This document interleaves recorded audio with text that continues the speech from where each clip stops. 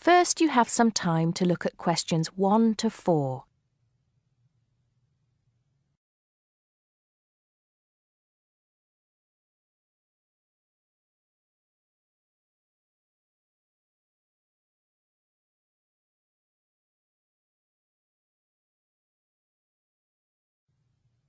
Now we shall begin.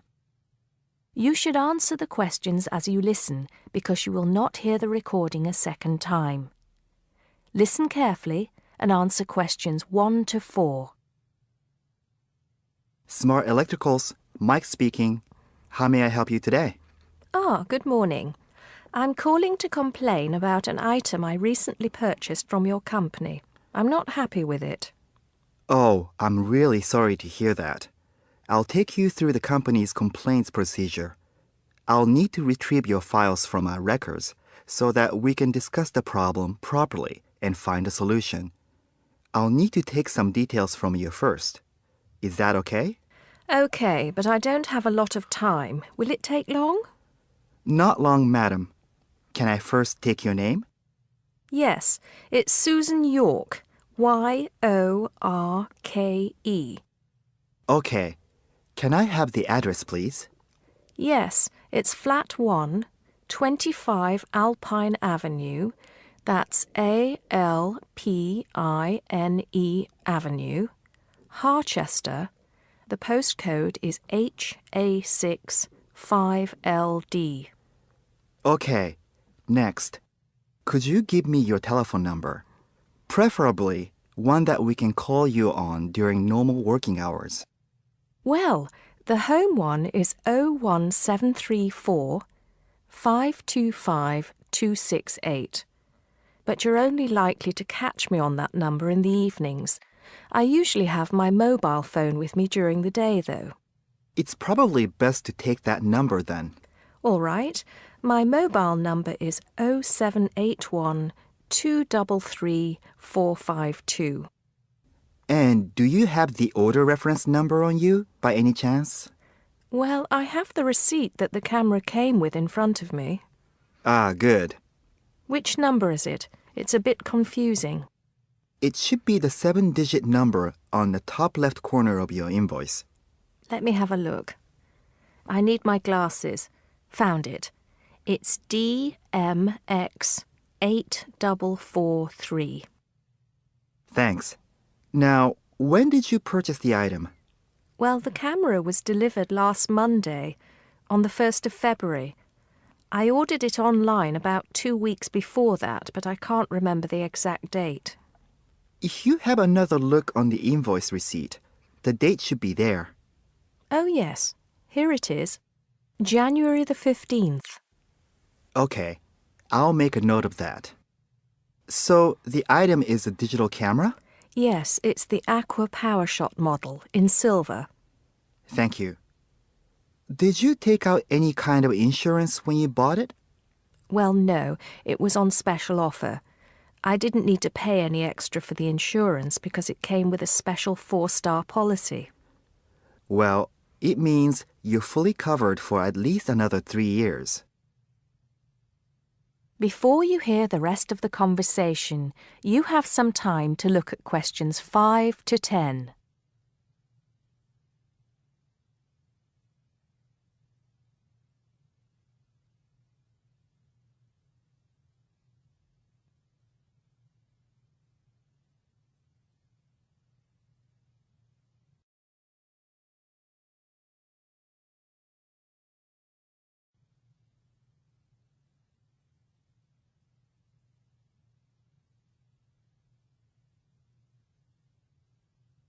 Now listen and answer questions 5 to 10. Right. What is the problem? Yes, the first thing is that it came with 1 memory card in the box when there were supposed to be 2. Oh dear, I'm terribly sorry about that. It must have been an oversight in the packing department. I can do something about that straight away and get one sent out to you. Well, that's not the only thing. I bought it as a present for my niece because she loves swimming. It said on the website that it was waterproof, But when she took it on holiday and tried to use it underwater, it got ruined because water got into the lens. You can imagine how disappointed my niece was.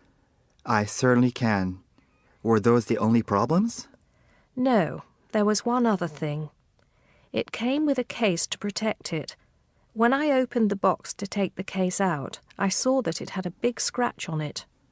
We're really sorry about that. I can offer to have the camera repaired for you. In the event that it can't be repaired, we'll send you a replacement. I don't think so. Seeing as it was faulty in the first place, I wouldn't want another one. I think I'd rather have my money back. Can I get a refund? Yes, of course. If you send it back to customer services, I'll make sure it's dealt with. Thank you very much. That is the end of part 1. You now have half a minute to check your answers.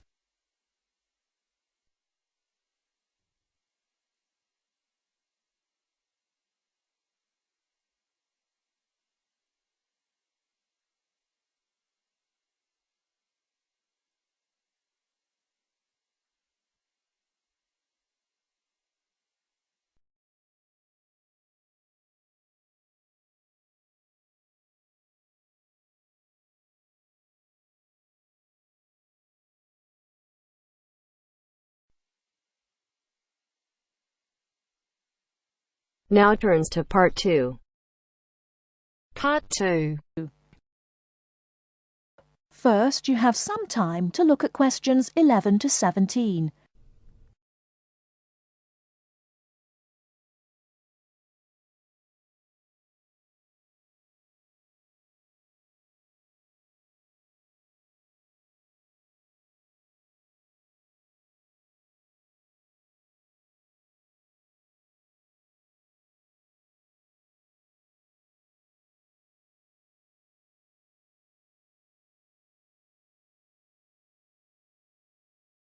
Now, listen carefully and answer questions 11 to 17. Hello, Clark's Cycle Hire. My name's Keith. How can I help you?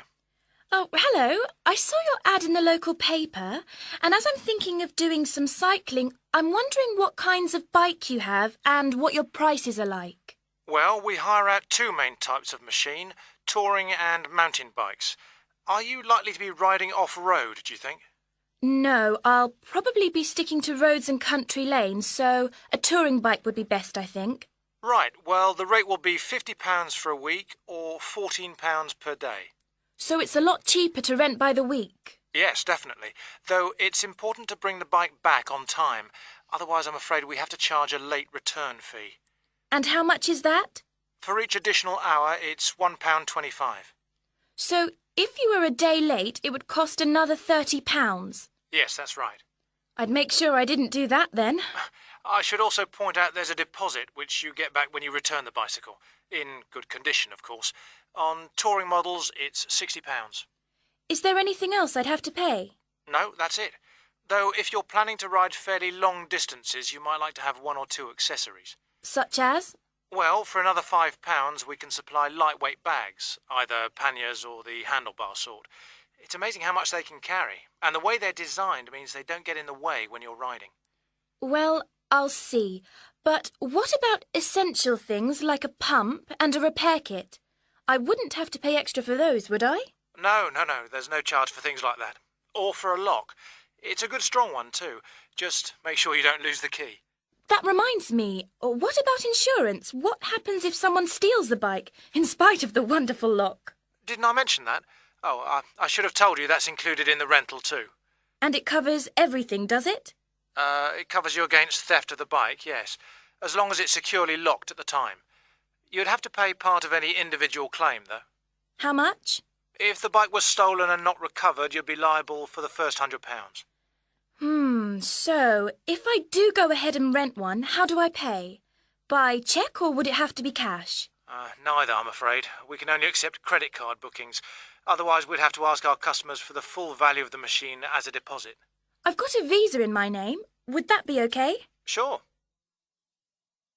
Before you hear the rest of the talk, you have some time to look at questions 18 to 20.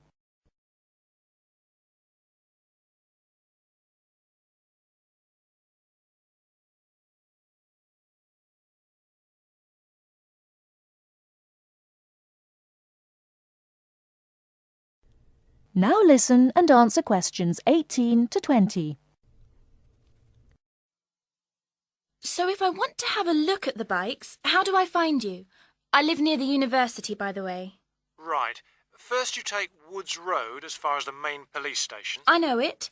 It's right next to the park. Yes, that's it. And after the police station, there's a turning to the right called Oak Street. At the big supermarket. No, it's before then. It's actually between the police station and a garage on the other side. OK. So, you go down Oak Street until you reach the health centre on the right. If you get to a pub called the Maple Leaf, you've gone too far. All right? Yes, I've got that. Now, opposite the health centre, there's a pharmacy, and we're just behind that. OK, fine. I'll try to call over sometime tomorrow. Great. See you then. Bye. That is the end of part 2. You now have half a minute to check your answers.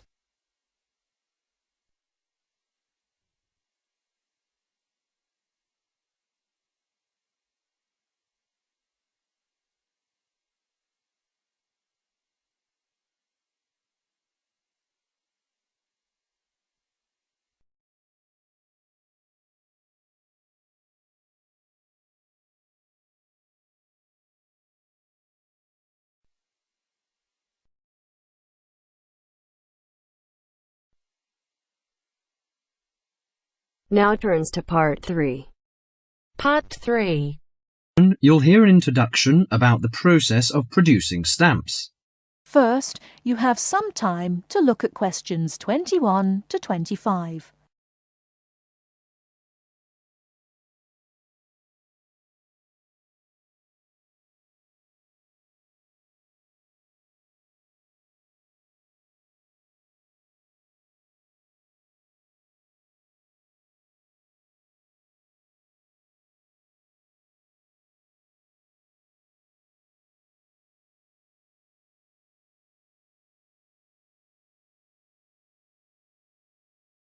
Now listen carefully and answer questions 21 to 25. Hello, and welcome to this week's edition of Tell Me More, the programme where you ask the questions and we provide the answers. And we've had a wide variety of questions from you this week. And the subject we've picked for you this week, in response to your many letters, is the production of postage stamps. And as usual, we've been doing our homework on the subject. So, who designs the postage stamps that we stick on our letters? Well, in Australia, the design of postage is in the hands of Australia Post. In Britain, it's the Royal Mail that looks after stamps, and it seems that both countries have a similar approach to the production process. We discovered, to our surprise, that it can take up to 2 years to produce a new postage stamp. Why is that, I hear you ask? Surprisingly, it can't be all that difficult to design a stamp. In fact, it isn't, but it seems it's a lengthy business. Firstly, they have to choose the subjects, and this is done with the help of market research. Members of the general public, including families, are surveyed to find out what sorts of things they would like to see on their stamps. They are given a list of possible topics and asked to rank them.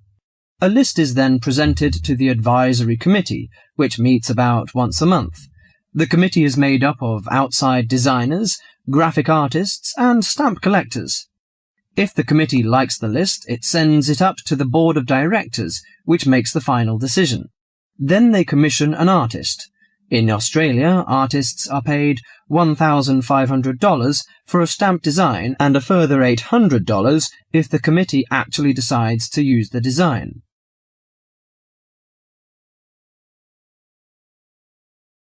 Before you hear the rest of the talk, you have some time to look at questions 26 to 30.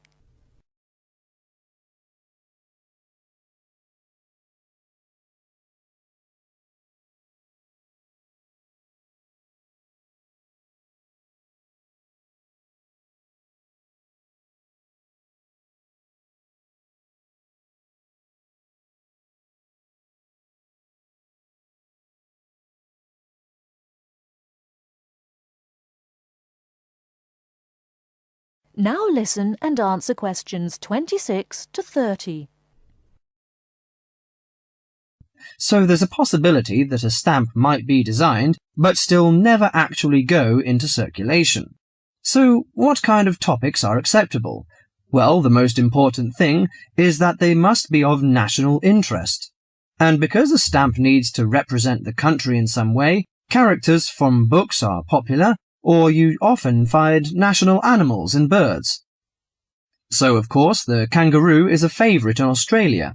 With the notable exception of members of the British royal family stamps, no living people ever appear on Australian or British stamps. Every year, the Royal Mail in Britain receives about 2,000 ideas for stamps, but very few of them are ever used.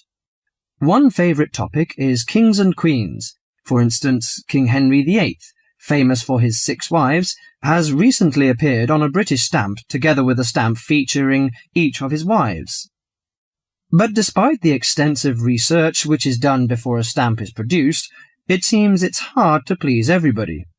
And apparently all sorts of people write to the post office to say that they loved or hated a particular series.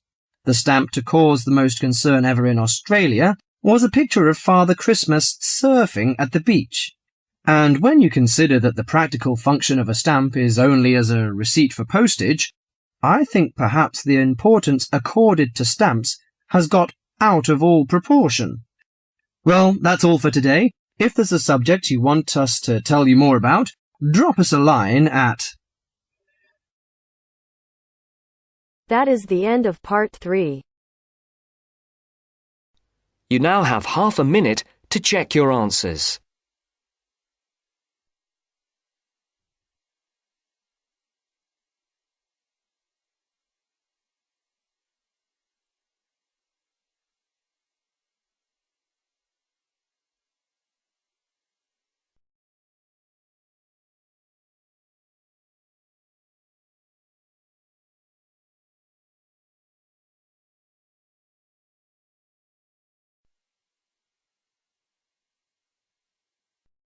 Now turns to part 4.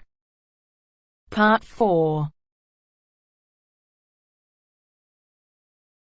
You will hear part of a lecture about architecture. You have 30 seconds to look at questions 31 to 36.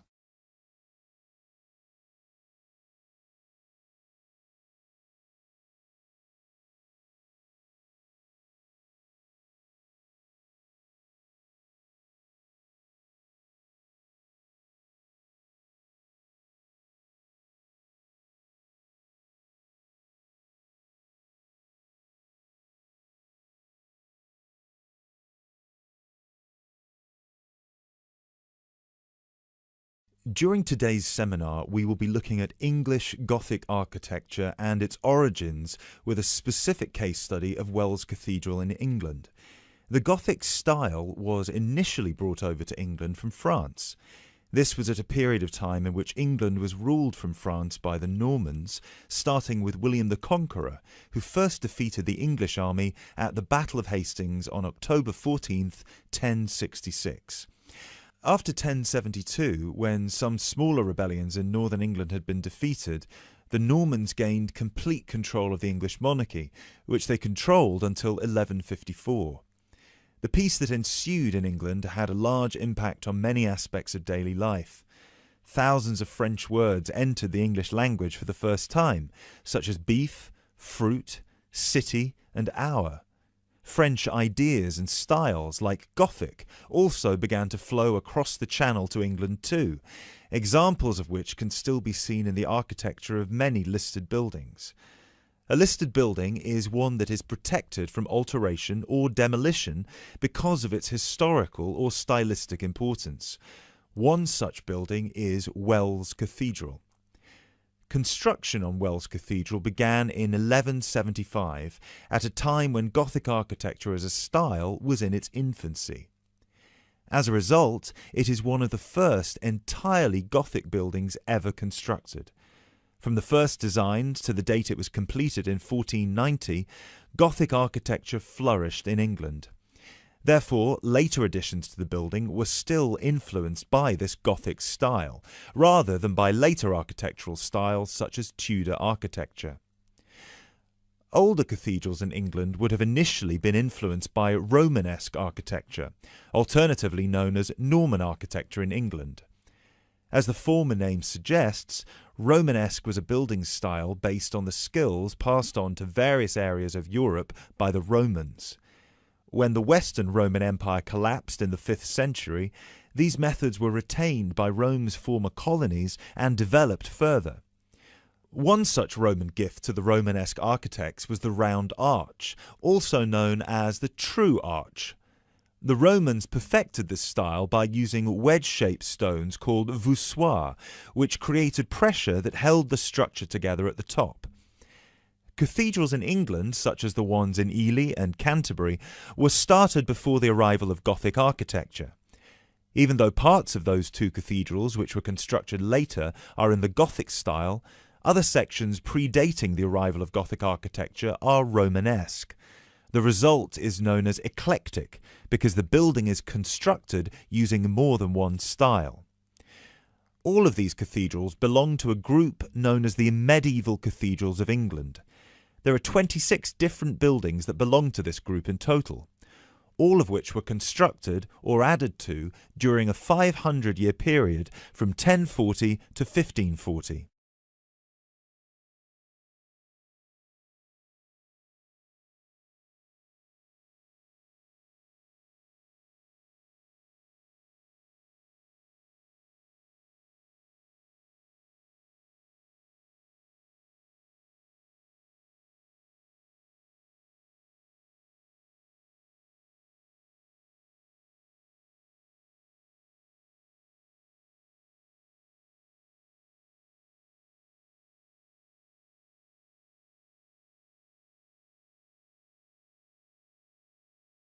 The transition from Romanesque to Gothic began in 1144 at the Abbey Church of Saint-Denis on the edge of Paris. It was here that a Benedictine abbot by the name of Suger had just completed his plan to rebuild the Basilica of Saint-Denis in a new style through which he believed the dull mind rises to truth through that which is material. This refers to one architectural feature in particular: high, rib-vault ceilings which created much more space inside the cathedral and were designed to draw the attention of people up towards heaven. This design feature also allowed whole walls of the cathedral to be transformed by colourful stained glass. Work started on Wells Cathedral soon afterwards, greatly inspired by Abbot Suger's work. Planned in the crucifix style with the head pointing east and foot pointing west, the cathedral is 126 metres long and the nave is 20 metres high. This is quite low compared to some of the bigger cathedrals elsewhere. Use of tracery, lancet windows and mullions are all characteristic of English Gothic architecture. Whilst examples of all three of these architectural elements can be found at Wells, the lancet windows have no tracery at all, which was more common in early English Gothic architecture before advances were made in the use of mullions and tracery with glass.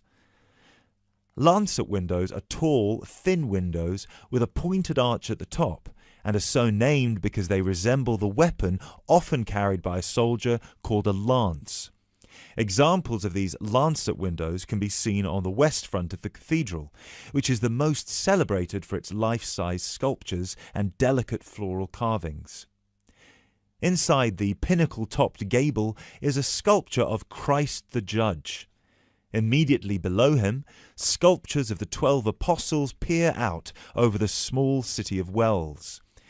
Below the apostles are 9 archangels, which are half-size sculptures. At one time, all of these, along with the decorative carvings, would have been painted and gilded. However, today, all the paint has worn away and the sculptures are the colour of the oolite sedimentary stone used to construct the cathedral. It is remarkable to think that more than 800 years ago, such magnificent buildings were created without the use of large cranes and modern technology. It would have taken much longer, but it is possible to see the high level of craftsmanship and attention to detail that is less common in the modern day.